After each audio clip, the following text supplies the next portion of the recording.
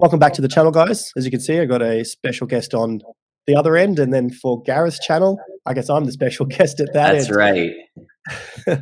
But it's going to be a great discussion because we are on both ends, extreme ends of the spectrum, one might say, at this stage in the market. Where are you sitting at this point, Gareth? Yeah. So first off, this is great to kind of have an open discussion, and I love these type of things where you have your views, I have my views, and I think the audience gets to kind of take it all in and then make up their minds. And I think that's always the best way. So for me, at least, I'm in the camp where we've seen the Federal Reserve hike rates so aggressively, and still it looks like they're expected to hike in May. So for me, I'm in the camp that at some point this does impact the global economy and the domestic economy. And I do see us slipping into a recession in the second half of 2023. So that's really where I'm at. I think that the markets right now, if you look at valuations on stocks, the S&P 500, it's at a relatively high level where the markets are not anticipating that. So to me, it puts me in a position where if it doesn't happen, valuations are probably where they are already. And if it does happen, then valuations need to come in. I know you're kind of on the opposite spectrum, so I'd love to hear your angle on this. Yeah, and I wanted just to say, hello to your audience and to say thank you to jumping on because I guess with the market continuing up at this point from November, bears are sort of looking like a little bit foolish at this point, but you're here. So I really Thank you. appreciate having that discussion, especially with guys who are they're kind of getting backed into a corner at this point in time, whereas you think later on in the year. But I guess from my end, just looking at the technicals, what I'm seeing is the lows have been in through June and October, and we base a lot of our analysis off timing, so cycles and timing.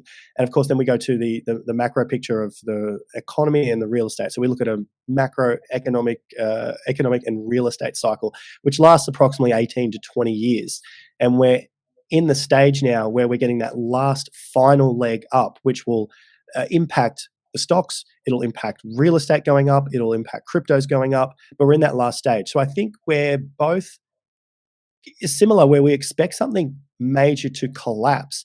But I think in terms of the timing, that's the only thing that we differ in. Like I expect a big recession, but I don't see that coming till after 2026, which you're Oh, thinking wow. somewhere in 2023. So I think we have this last leg up where everything gets absolutely ballistic, and then we have this big catastrophic downturn. So, and this is just my curiosity, but then what's the catalyst for that next move up, right? Where we go into 2026? Because are you thinking that the Federal Reserve then is going to start printing money again by the end of this year, let's say, or are they going to be lowering interest rates, or how do we get there, considering how we've gotten to where we are now? Yeah, obviously a good question because that's kind of like, well, how is that actually happening? And sorry about my eye; it's been too much. I've been in the surf too much, so the salt Ah, water is. It looks like I've no, got pink eye or something. I can't even tell. So no Uh, worries, buddy. all good. How do we get there? We're starting to see signs of us getting there because I guess when we look back to the macro picture, would you agree that S&P has to go up in order for Bitcoin and cryptos to go up? And if you don't, that's okay too. The No, I market, do. I do. In yeah, general, I mean, even though we've seen decoupling every once in a while, right? Like the for a few banking days. crisis, for the most Yeah. part, it's still a risk asset. Correct. Yeah. So I do Mhm. agree with that. So that's kind of where we look back next. So I have to sort of just mention that because then for us, in terms of the macro cycle, real estate is what underpins the entire economy. Like that's where the most money is, trillions and trillions of dollars compared to the stock market. So if real estate is holding up, the rest of the markets will eventually hold up. Yeah, we'll go through cycles like Bitcoin, boom and a bust, but it's getting higher lows. So real estate is still holding up, broadly speaking, definitely seeing it go up at the moment, ever so slightly in Australia and some areas of the US again after everyone was expecting a collapse. So how do we get there? Well, the banks and the government are starting to bring more credit into the system. We saw that just with that bit of printing. I know everyone's Yeah. going to point to the 300 billion and the 90 billion.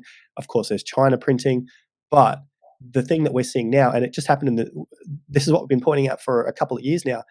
The mortgages are getting longer. Did you see that Mhm. recently in the US where they went to a Yeah. 40-year mortgage?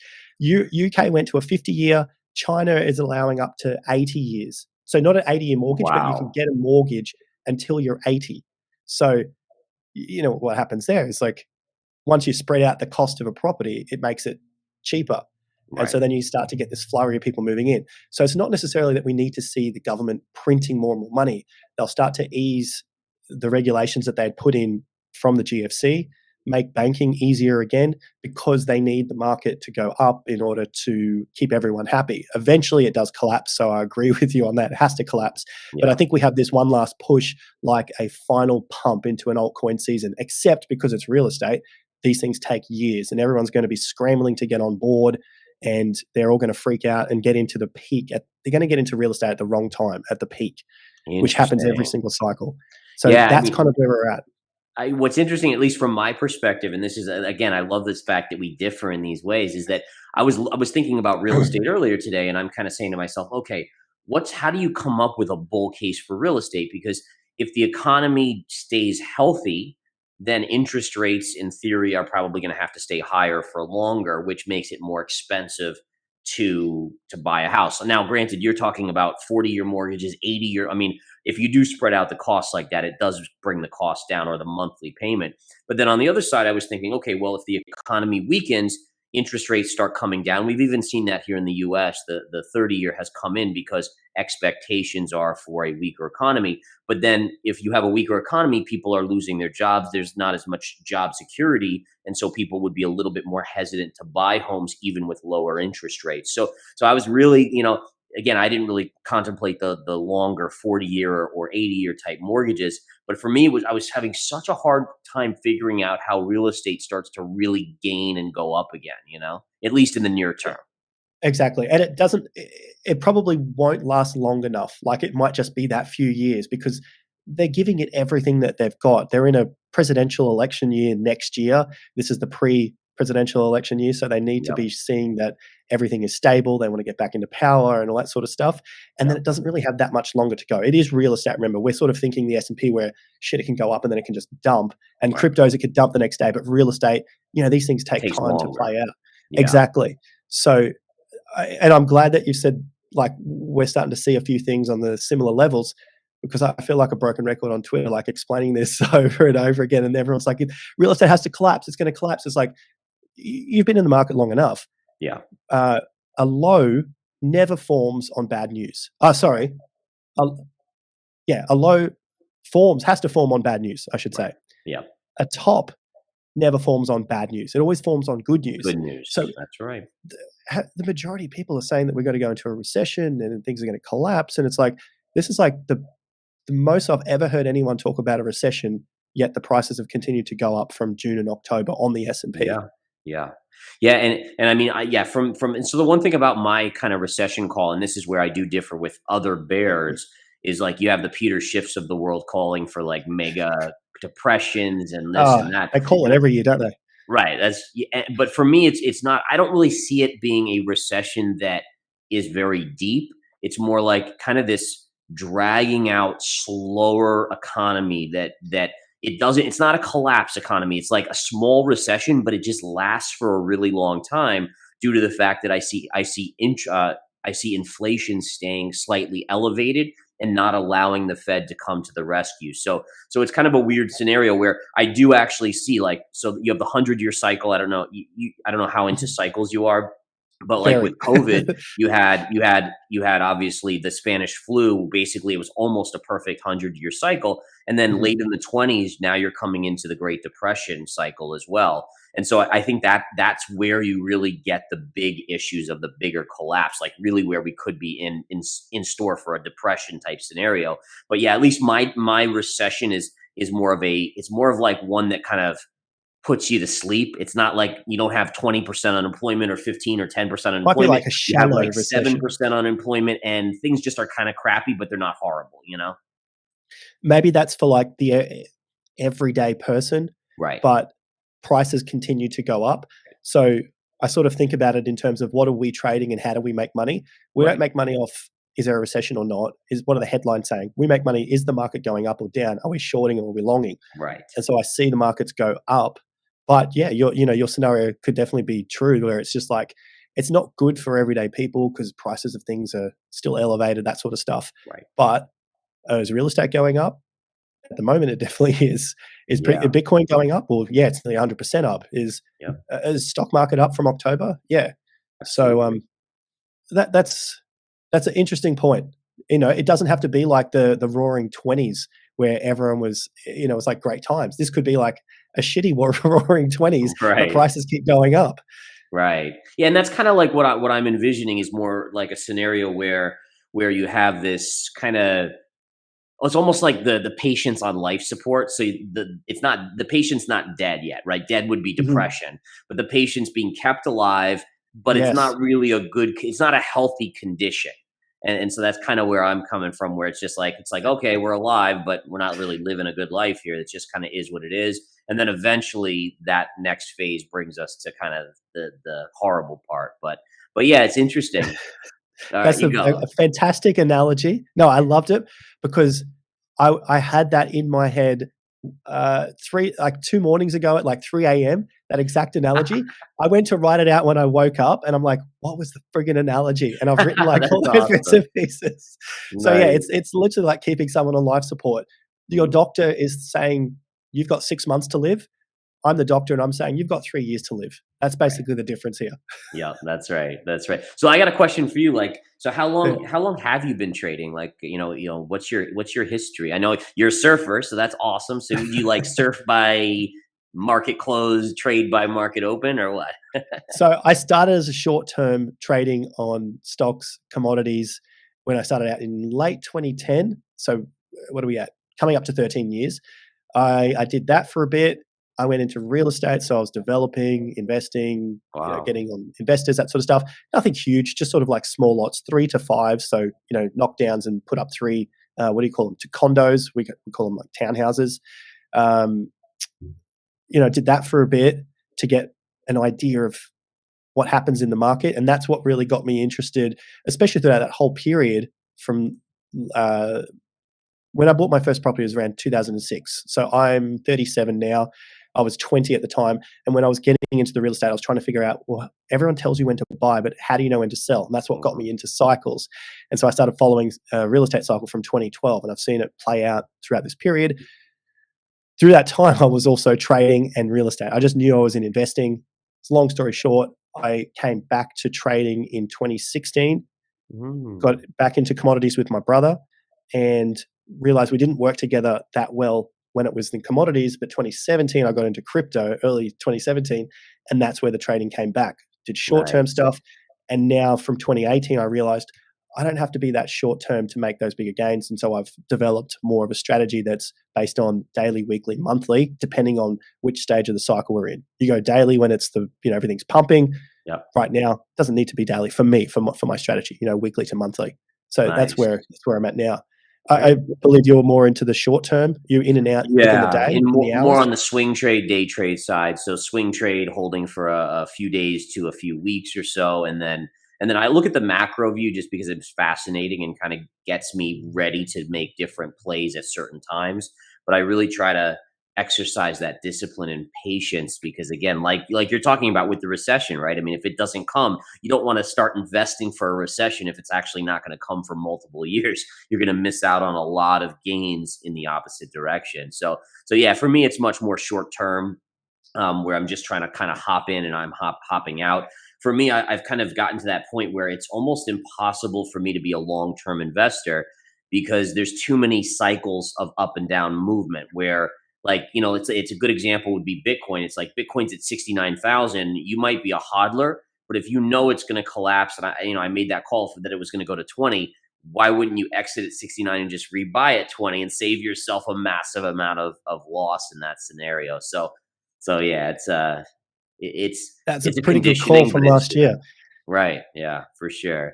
So interesting, man. So you trade, like when you're trading, do you trade more the S&P then, or do you do individual stocks? Do you trade US stocks because you're in Australia, so obviously that could be a little bit of a tricky thing unless you're working all night. Definitely not working all night. I primarily just trade Bitcoin and then cryptos in the alt seasons. Gotcha. For the S&P, I focus on that a lot because it's part of the macro picture. Mhm. So S&P and then a few other charts that I'll look at, home builders and the VIX and those sort of things, just to give me that broad overview. And then also just the real estate cycle. But the money is made in crypto. And then what I do is take that money and go and buy real estate. So, Nice.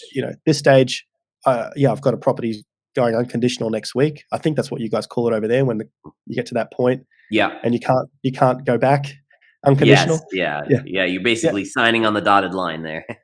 that's it. It's all over. You just got to wait it out for the owner to get out. Then, so I've got another one doing that next week because that's the stage that I see us going through to.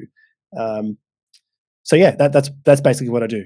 Money comes from crypto into property. I just try and keep it that simple, and then just focus on the charts and get on with the education and the YouTube stuff. Nice, nice. And like, a lot of people, and this is something I have my own views on, but the dollar, right? So many people will tell you the dollar is over, it's the great demise of the dollar. And from my perspective, I agree that eventually the dollar will not be the reserve currency, but I always find that people make it out like it's happening tomorrow. And this is really Mhm. something that's a much, much longer thing where it's almost untradeable in that respect, in that you can't invest today for the dollar to not be the reserve currency tomorrow.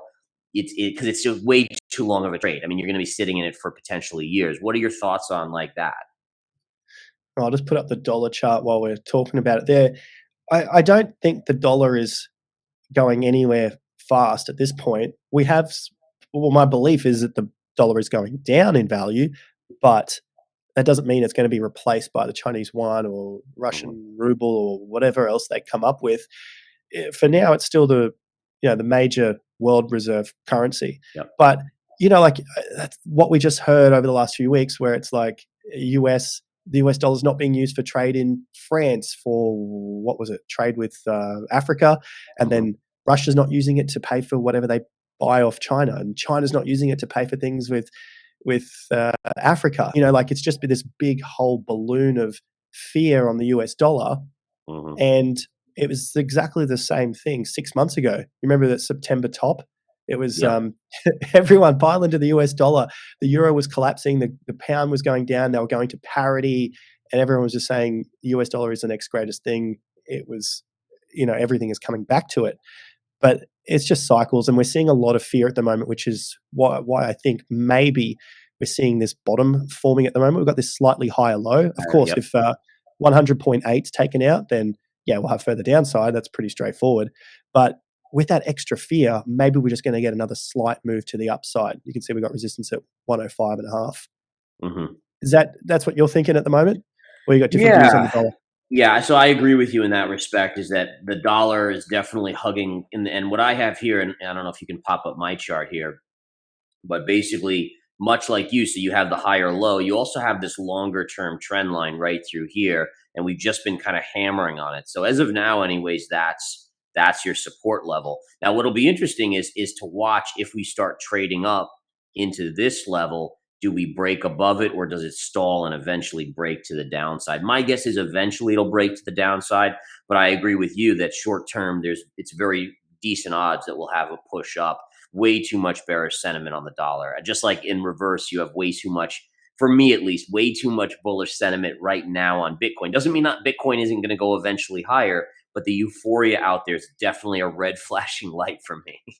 Yeah, like the trend is coming to an end eventually. It's like, will it go from 30.5 to 35 quickly, or will it be 30.5 to 32? Like, it Right. could be a big move, but it's been up for 5 months. You've Yeah, gotta absolutely. you gotta think Absolutely. about that too. And And actually, I mean, here I'm going to get rid of some of these trend lines because it's a little confusing here for people. But one of the things I'm watching very carefully is you basically have Bitcoin now just number one piercing the even numbers. So I'm not sure in Mhm, trading how much you pay attention to even numbers, but I've found in trading that number one, the retail investor puts stops at even numbers. So number one, generally those stops will get taken out because the algos will pierce them, which will then take out the short stop, and ultimately it gets max euphoria, right? When you see all of a sudden a 3 instead of a 2 in front of Bitcoin, 20,000s to 30, it just creates yeah. that like, oh, I got to get in now because here goes the run. And those usually denote short-term tops. But then also what I think is fascinating on Bitcoin is that you have so much former trading areas right in this 30,000 level, right? So if we look at the bull market from 2021, when it dumped out, this was the low. So psychologically, and you could see it right over here too, before it Mhm. broke down, that was a huge, huge level. So it makes sense that right around 30,000, this is going to be a major psychological level for Bitcoin to try to get through. Doesn't mean it can't pierce it, like you said. I mean, it's already pierced 30,000. But for me, this is the big level to test whether or not can it get above this level, and then can it hold above this level. So yeah, it's interesting, really interesting Would to you say watch. would you say that's one of your invalidation points to the downside? Do you still think 15.5 will be broken? Yeah, so that this is my key level. So for me, if it were to get above this area here, let's say 30 and a half, 30,500 is kind of that line in the sand, down sloping line, flat line. So if we were to stay above this for a certain amount of days and really start establishing it as a support level, then I think you have to say that the low is probably in, right? Based on that. Now, if we gets rejected here and we start breaking some of these technical supports, then I do think that things could get nasty very, very quickly, especially if we see the stock market take a big leg down, the risk off trade start to come back in. So to me, this is a huge level for me psychologically. Like, there's got to be so much. I mean, just think about this. Like, think about the people that bought Bitcoin here, and then they thought they were just going to print money to 100,000 to beyond, and then they came back. They're like, okay, I'm break even, and all of a sudden they find themselves back in. So there's a lot of those people psychologically that'll say, okay, this is a level, I'm back to even after being down 50%. Let me exit the trade at this point. So it just creates a lot of resistance. Do you remember that from 2019? And we had that support at 5,800, 6,000. I Mhm. was in the camp too. I thought we were going to get some resistance there, and the thing just shot straight through to 8,000. I was like, Yeah. oh, yeah. So Yeah. obviously, we're both prepared for that, but Yeah. like logically speaking, you would expect something like that to could occur. Absolutely. Absolutely. So are you in the camp that the low is then in on Bitcoin already, and that you think we'll get through this area, or you're thinking you'll also pull back, but the low is still in? Yes, I think the low is in. Mhm. We'll have a pullback. I just don't know where this top is. So wherever the top forms, then I'll start to look at 20% to 50% to the downside. That's Gotcha. typically what it's done in the past. But if it only gets to say 32, I doubt a 50% pullback to 16,000. So I think it would be a more shallow pullback or a Mm. trading range like it did in 2015, 2016, where it just sort of traded sideways, broke out, traded sideways, broke out, traded Mhm. sideways, rather than 2019, where it's sort of, in this massive pump. And then over the next 6 months went from 14 to 7. Yep. Like it's just going to depend where the top comes in. But I do think the low is in based on. I do a lot with volume. I don't know if you focus on volume at all. Not as much. So I love that you do. So the volume for lows, you can see here. This was November. That's the. I'll put it on candle so it makes it a bit fatter for everyone. Extreme volume. So I'm on Coinbase. We know that Coinbase had some pretty significant volume in the last several years, and prior to that, it wasn't one of the primary exchanges. But extreme volume at lows when the market couldn't push any lower typically means that the low is in. You can see we had the capitulation, and the price really didn't go that much further from June. This was the FTX collapse, and that was the Celsius Voyager BlockFi collapse. And then the price pretty much on big volume again broke back to the upside and took out all of that fear from the last 6 months. So if we do get a pullback, I want to see where the high comes in first, maybe in that mid 30s, and then we'll have a look to somewhere in the high 20s to low 30s as a pullback range. But I mean, bottoms have just they always, almost always, at least in cryptocurrency, form on massive volume. You can Yep. see the COVID crash, and it starts to make sense when you think about it. There's a lot of trading going on.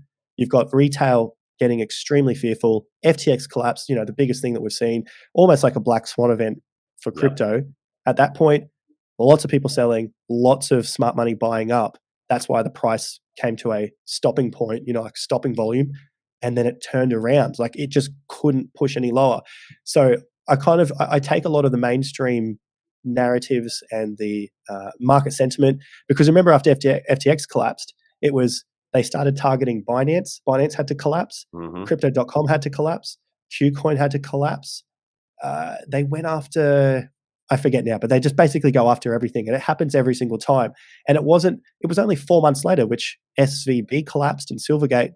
collapsed, that you see the news go after the next bank and the next bank and the next bank, and Yeah. Bank of America is going to go down and JP Morgan is going to go down. It's like, okay, it's 1 month on, it didn't happen. Right. So when I see that enough times, it's like, it just really starts to cement that bottom's probably in, because they don't have any more fear left. Like the narrative has run out, and they don't have any more ammo left to scare people.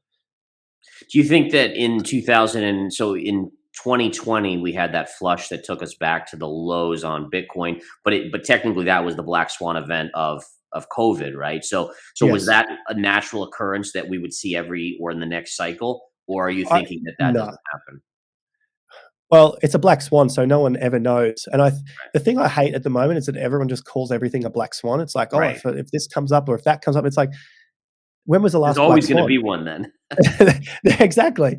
Like the last black swan to COVID was when? The fat finger in 2011? Maybe, yeah. You Yeah, know, the that was the just, flash crash. Yep. I yeah. remember that. So I can't really think of any other black swans that happened in the market, prior to that. So that was 9 years earlier. There might be one, you guys can let us know, but when you think of black swans, they because it's so fresh in everyone's mind, they're thinking, well, there has to be another black swan and another one. It's like, guys, we possibly just saw FTX as a black swan, and you got two Right, in that's true. 2 years. So one of my big questions would be then, and this is something I struggle with, is when you're dealing with crypto, and I traded in the beginning of my career through the dot-com bubble, and I watched, penny stocks go up hundreds of percentage points almost daily, just like Doge did, just like SHIB, just like so many of these other ones. So like for me, it's hard to imagine how we could be at a end of the bear market cycle in crypto without a bigger washout of these crap coins, right? Of so many of these basically zero utility coins. And so, I mean, that's something that I struggle with, is where I'm like, listen, if the mental cycle, the psychology of investors drove the dot coms, it drove the crypto markets. And you haven't seen that. People are still buying NFTs. People are still buying, these crap coins, expecting them to go back up. So how do you come to terms with so many coins being out there and maybe a new bull market in crypto? I saw a lot, like, if we measure this, a lot of the altcoins, they went Mhm. down over 90%. So Right. even the likes, I remember I was watching FTM, that I think that thing went down to 95%. So a Mhm. lot of them have dropped that far. It just doesn't feel like the same thing it felt like in 2017, where it just went Yeah. slam down. But I think maybe they'll just die out, So you over think the just course more of. like, does that come from a sideways move in crypto where, Bitcoin just goes sideways for a long period of time and those kind of get slowly dumped because people are bored with them? Yeah. That type of thing? That's definitely possible. Like we see Bitcoin jump up, it trades between 28 and 35. Any down day of Bitcoin that might go 1%, altcoins will go 3 or 4%. And so over that period, they just get bled out, slow, long death, Yeah. which when I think about the market sentiment, like that's what some of those investors need. They Mhm. just they're not gonna see it, and they're just gonna see it slowly die off, and then they'll see that one day where Bitcoin's up 4% and their crypto's up 2%, and they'll think that they're winning. And both Right. of us know that they're not winning at the end of the day, and Yeah. that will take them out. I mean, anyone can prevent that, and I'm not trying to have a go at them. They just have to watch a chart and, identify where the strong ones are and the weak ones are. Yeah. But yeah, that I think is a very high possibility, and especially even if they do go up, I don't think they'll outpace Bitcoin in this first part. Yeah. Where Bitcoin dominance takes over, and we're seeing it break out today. Yeah, and one of the things I keep on watching for too is the regulation, right? When do we see the regulation be unveiled for the crypto markets from the SEC? We're seeing, I think Binance got sued recently. I mean, there's so many different lawsuits that are being pushed out, but I want to know the regulation. Like for me, that's one of the reasons why I can't put a ton of money in Bitcoin or any cryptocurrency yet. I mean, I certainly have small dabblings. I do swing trades.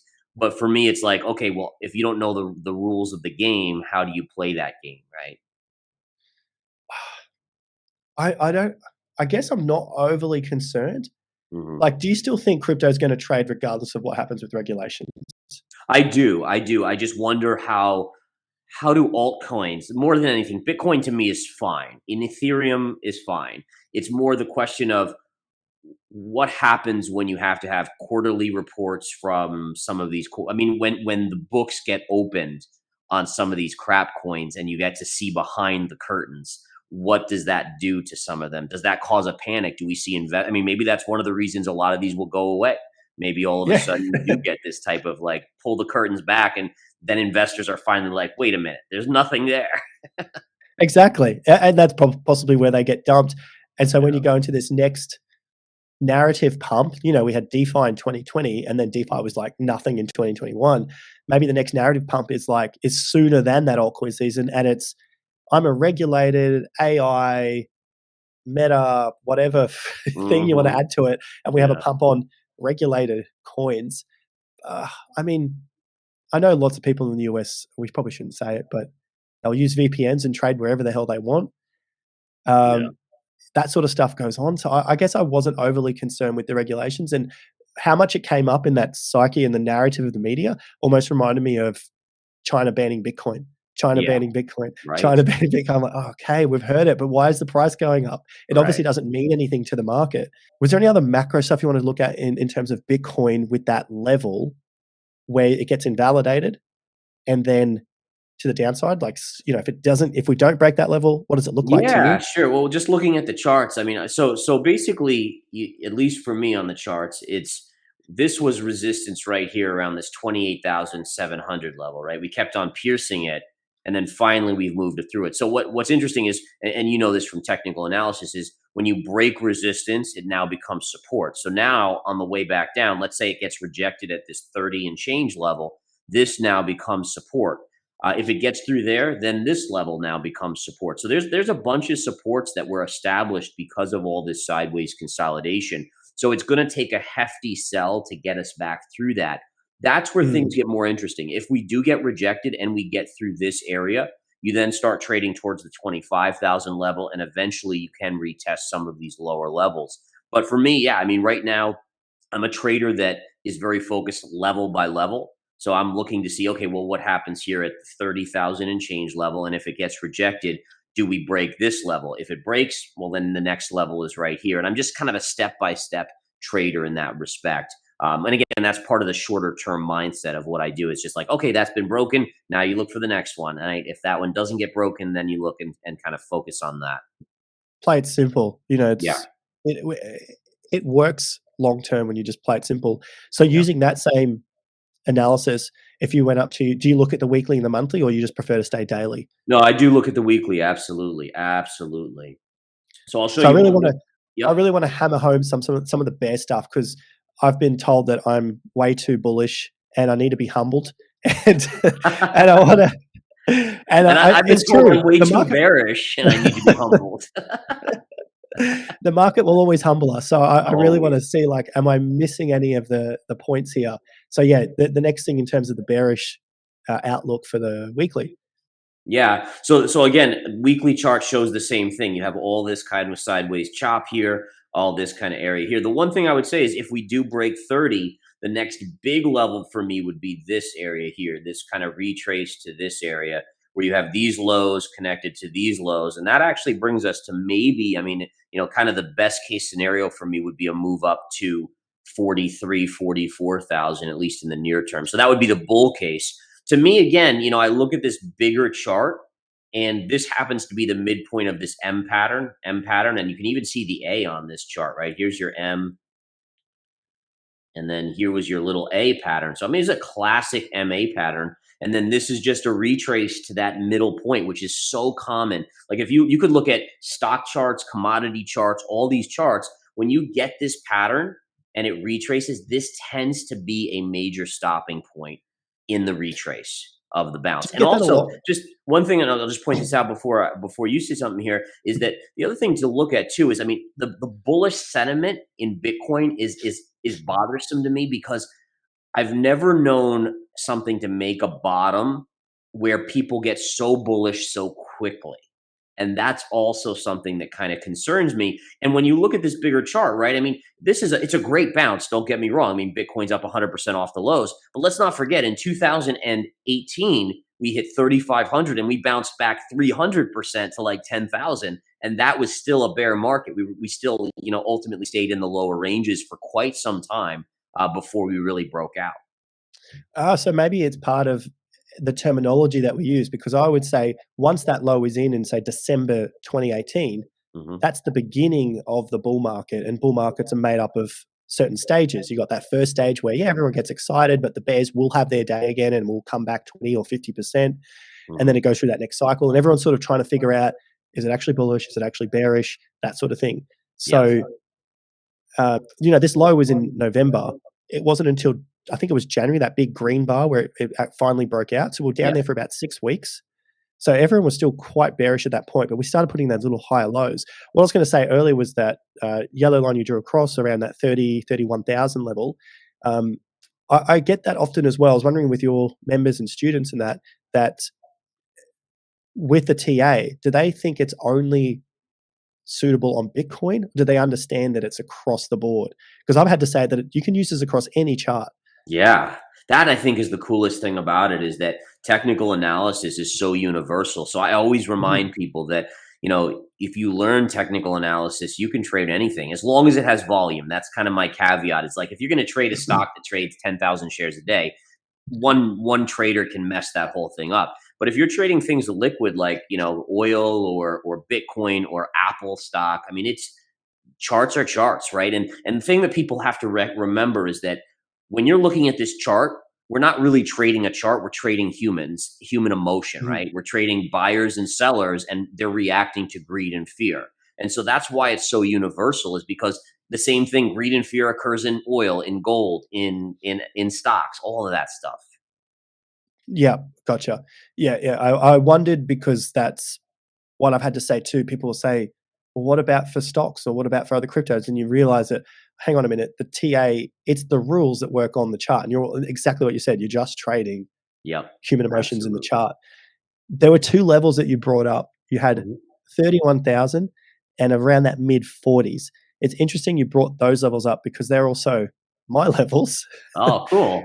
42 because it's a halfway point. So it's on log. If I take it off log, you Mhm. can see there. So the halfway point between the low and the high is 42. We often look to 50% levels for Retrace. Yep. exactly some sort of resistance. And right now we're coming up to another one at around that 31.8, There you which was go. also peaked just there. So they're going to be critical levels. If the market can break through this, let's call it 32 as a round number, then it has to close above that. Of course, we always say it's closes, not just wicks, but that's going to be a good base here to then attempt any of the high levels, whether it's high 30s, whether it's the 40s, whatever it may be. But Yep. yeah, that 31 and a half looks pretty good. It's also a significant level. So I've talked about this being basically the 15K bears are dead. So I'm watching. This is what is called a overbalance in time and price. Have you ever heard of that? Mhm. You have? Yes. Oh, Yep. lovely. Well, then you completely understand what I'm looking at here. Then it's Yeah. right about there. So Yep. this was the biggest range to the upside during the bear market. If you say that this is the bear market, this range now is just a few $100 short of overbalancing the price, and Right. it's definitely overbalanced the time. It's gone up Essentially, longer. and so you say, yeah, what I call it a measured move, but same thing. Yep, Yeah. absolutely. Very Yeah, but the cool. price, it's not a percentage, it's the dollar value, and the dollar value is nearly moved the same amount from that. So yeah, measured move in terms of, price, Mhm. but a lot of people don't follow time, and, Time. this move here in time was I think it was 9 weeks. Yeah, 9 weeks, whereas now, obviously, we've been up way more than 9 weeks. We're at our 20th week. So I think it's coming to Mm, an end, and we just need to get to that 31K level, and you can see a lot of resistance coming out at 31, 32. So, nice. Yeah, I think once that today we hits, hit, what do we hit, 30,500 ish, right, today? So yeah. very close to 31. Yep, and that would then be I yeah, that's your invalidation. That's the, overbalancing time at price. So I think that anyone waiting for a break of 15K, you can basically cross that off your list. And, sometimes I go as far as to say I don't think 19.5 is gonna be broken just because of how severe the news was on that low and then Mhm. how big the reaction was from it. Like, banking collapse, that was just across everyone, the news across the world, Credit Suisse, Yeah. uh, Deutsche Bank, like everything had to collapse. And, just as a bit of a fun move here, was it Credit Suisse's CS, I think? Yep. I mean, the news says it's down 50, 60%. All I did was just bring up a chart, which you would do the same, and go, Mhm. "Oh, hang on a minute, it's been down for 16 years, you fools. It's a shitty company. Yeah, I know, I know. It's really an amazing chart to look at. Like, Yeah. to think about that is remarkable. 16 years down. And Yeah, they were worried that the banks are all collapsing. It's like before that news came out, it it was was telling it you. was a it was telling you that there's just Yeah. it's a dead man walking. Yep. Absolutely wild. Um, I guess the last thing I just want to have a quick look at was the timeframes. So I'll just mention that was the timeframes of the 4-year cycle. And I'll get your views on the 4-year cycle in a sec. I guess I'll just mention the 4 years essentially is looking at a low to a low. It doesn't Mhm. have to have a blow off top. It doesn't have to have a rounded top. It doesn't have to be anything like that. It just needs to have a significant low to a significant low. And the timing, sorry, I've got a few things on there, but the timing is essentially about 1,000 days to 1,100 days up Yep. and about 360 to 400 days to the downside. And so we've hit that mark on the head in November. And so if we look out to about 1,000 days now, the next peak somewhere around summer of 2025. Interesting. So if this came back down, it would put all the counts out, which is not impossible. Counts can Mhm. get put out, but at the moment, it's sort of been working pretty well to those time counts. So if I sort of measure that, around 1,000 days is there. If we go to 1,100, somewhere So towards the with end of so the 2025. one of the things that I'm a huge cycle person. I follow the lunar cycle, solar cycles. I follow a lot of that kind of stuff and look at it in relation to charting. But like with crypto and Bitcoin, my struggle with the cycle and whether it's the 4-year cycle or whatever is saying, okay, the 4-year cycle, the history, all you have to go with is since 2009, which was when the Fed started quantitative easing, right? So this is technically that first bear cycle without printing money. Does it change? Is it, and to me, that makes me wary of it. It's like, okay, well, if everything was the same, yes, it makes sense that you're going to have the same cycles, but you take away something as powerful as the trillions of dollars that we're flooding in. How does that affect the cycle, or does it not affect the cycle? And I think that's the big question. I mean, because of the cycle analysis, I would say it does not affect the cycles. It's like the seasons never change. It's Right. just how severe are the seasons. So that's what I'm saying. The low to the low. This could be the low to the top, right? And then you get the Hmm. next low. Right. Doesn't mean that the high has to go higher. It's Right. just, True. is it a significant high and is there going to be a significant low? So we're just measuring the low to the low. Right. That's basically what the 4-year cycle means here. Other people have got other ideas about a 4-year cycle, with the halving and all that sort of thing. But this top could have come in at 20K and then we fall to 3K, and that's still a 4-year cycle. Hmm. So that might happen. That might happen after this next top. Maybe this next top we go to, I don't know, 90K, and we come all the way back to these levels here at 50 or 60K. Hmm. Just as like a worst case scenario or something like that. And then the next 4-year cycle only barely goes up to where that previous top was, and then you get the next low somewhere out here, which would all work in with like, the depression after 2026. We have a pretty crappy 4-year cycle for the majority of people, and maybe the top comes in within the first half of the cycle. Hmm. So all it means is you've got 2 years on this side and 2 years on that side, and the top comes in the first 2 years. That's a weak cycle. Whereas all of these cycles, the top has come in on the second half of the Second. cycle, which is Yep. strong because you've got more bullish move and then less bearish move. So if Mhm. this happens, very, very, very weak. If that next top comes in the first half, you can expect that you'll see an equal low or lower low to where that next 2025 or 2026, whatever that low is. So Nice. that's the 4-year there. Very cool, man. Yeah, that's what I look at when it comes to those cycles, and I think that's what will happen because of the real estate cycle as well, where Mhm. we get this blow off top in. Actually, I've got a little chart here. It's my real estate. Yeah, it's what we're expecting through this period at the top, and then a dump into those next few years. So if real estate's dumping, the stock market will be dumping, Bitcoin will also be dumping. It's all going to be coming down, and I think that'll catch a lot of people off guard, thinking that Bitcoin always goes to new highs. It's not always going to go to new highs. Yeah, I agree with that. It'll suck enough people in here, and then it will spit them all back out in that next move on the way down, I think. Yeah. Cool. Yeah, man. Wonderful, man. Anything you want to add?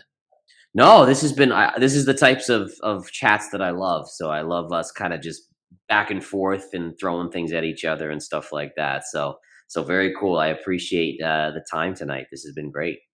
Likewise, I really appreciate it. So if you're watching this on my channel, I'll have Gareth's links down below. Same thing And over if here. You just give us give us the links and we'll throw it up for you. Absolutely. So yeah, it'll be on Gareth's channel and my channel as well. So thanks very much, mate. You can subscribe to us on YouTube, on Twitter. We're always posting over there, and we'll have all of our any other links that we have will be down below. I reckon we try and do this again in another several months' time, see how everything's lining up. It's always been Yeah. a fun discussion, especially when we're on two different sides of the equation. That's right. Interesting and always learning. So yeah, I really appreciate it, mate. Thank you. Yeah, I do too. Thank you for putting it together, and I look forward to a couple months revisiting our analysis.